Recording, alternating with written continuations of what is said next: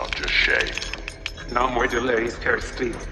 No more treason. These 10 Cenobites are straight out of your worst nightmares. If you think Pinhead is the only Cenobite who'll haunt your nightmares, think again. Beyond the leather-clad leader of Hell's order lies a vast legion of beings more twisted than your darkest imagination. From mutilated musicians to philosophical monsters in love, these Cenobites redefine terror. Let's dive into the deepest, most deranged corners of Leviathan's hell and explore the top 10 Cenobites who will make sure you never sleep peacefully again.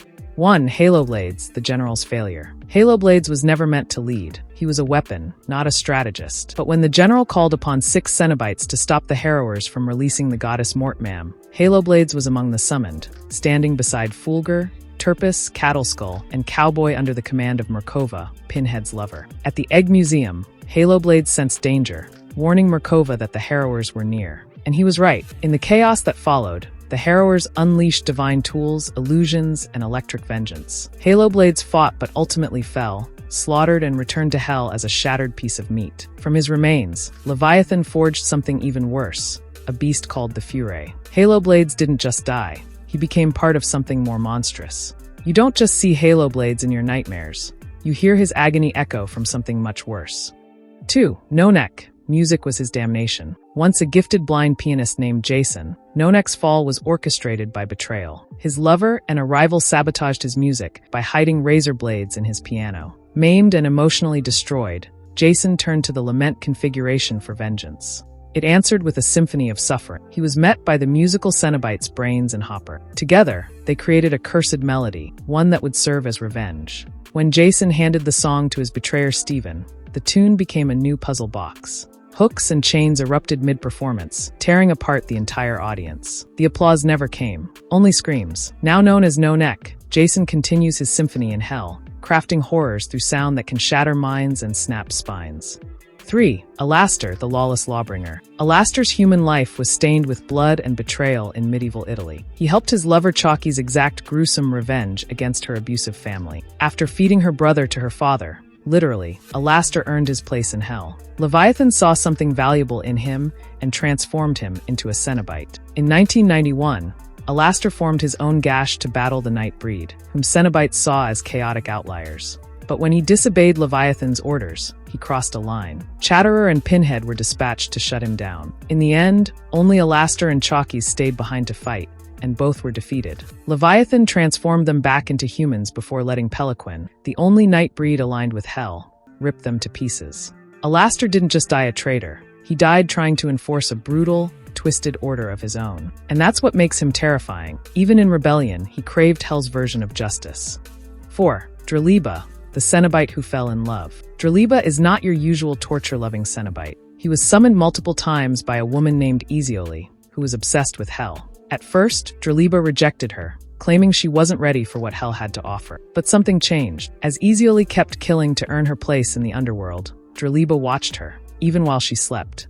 Eventually, he confessed he loved her. In a moment that defied Leviathan's logic, he offered to switch bodies with her. She gleefully took his Cenobite form and went into hell. Draliba stayed behind in a human body, realizing too late how much worse life on Earth could be. Draliba is a horror not because of his cruelty, but because he represents something forbidden in hell, affection. In a world built on pain, his emotions made him flawed. And that's the scariest part. 5. Blue Boy, Hell's weapons master. During the Vietnam War, a soldier named Atkins wandered into a strange underground network of tunnels, unknowingly solving a hellish puzzle. The lament configuration wasn't a box this time, it was a labyrinth. Emerging from the darkness were Blue Boy, Laughing Boy, and Halo 2. Blue Boy brought Atkins to Leviathan, who saw potential and turned him into a Cenobite with control over Hell's armory. He became the master of weapons forged from agony and madness. Where others mutilate, Blue Boy arms legions. He doesn't just haunt your dreams with pain, he turns them into battlegrounds. If you see him in a nightmare, you're not just going to die. You're going to become ammunition. 6. Brains, composer of agony. Brains shares his origin with No Neck, born from Jason's thirst for vengeance. But Brains wasn't a bystander. He was the architect of the Symphony, a collective of Cenobites dedicated to musical torment. After helping Jason create the cursed song that damned an entire audience, Brains returned to Hell, where he continues to score symphonies in screams and chain rattles. He's less a torturer and more a conductor of pain, weaving sound and suffering into art. Imagine being dragged into hell to serve as a living instrument in his next composition. That's why Brains belongs on this list. He doesn't just kill, he performs you. 7. Orno, the puzzle maker.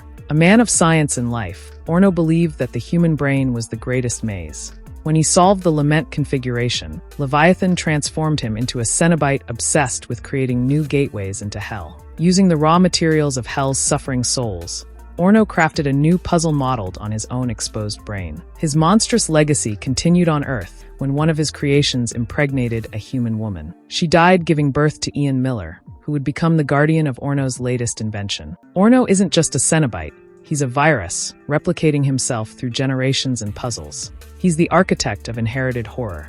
8. Mr. Soul, the Cenobite of suicidal despair. Alice didn't mean to summon him. She was just sad, depressed, thinking about ending it all. But after 210 thoughts of suicide, Mr. Soul arrived. With blue skin, dark sunglasses, and a hulking frame, Mr. Soul isn't just a Cenobite, he's a fate worse than death. After helping Alice kill herself, he discovered a fetus inside her. He removed it and sent it somewhere neither living nor dead. Then he built her a hell where she would eternally birth Cenobite fetuses. Mr. Soul doesn't torment with hooks. He gives you exactly what you think you want, and makes you regret it forever. 9. Yamavidatu, the mourner of hell. Yamavidatu and her sister Eshmadeva were inseparable. Made into twin Cenobites, they fought together and joined Alastor's gash in the war against the Nightbreed. When their rebellion failed, Leviathan struck back. Eshma was stabbed to death, and Yama, heartbroken, managed to flee with Gehenna. But escape doesn't mean safety. Her grief is her weapon, and her rage is her doctrine. Yama is the rare Cenobite who was driven by love and shattered by loss. If she finds you in your dreams, it's not pain she brings. It's mourning, eternal, echoing mourning. 10. Whirljack, the trickster of hell. Most people fear Cenobites for their cruelty. Whirljack, he'll unsettle you with friendliness. When a puzzle-loving woman named Daphne solved the lament configuration, Whirljack appeared. But instead of tormenting her, he chatted with her. Drank vodka, laughed. He liked her so much, he left her alive, but took all her photographs to hell. He also made the puzzle harder. Daphne kept it, unsure if she'd want to return. Whirljack is terrifying because he gets you to want hell. He's the devil who makes deals over drinks, the Cenobite who smiles while adjusting the trap.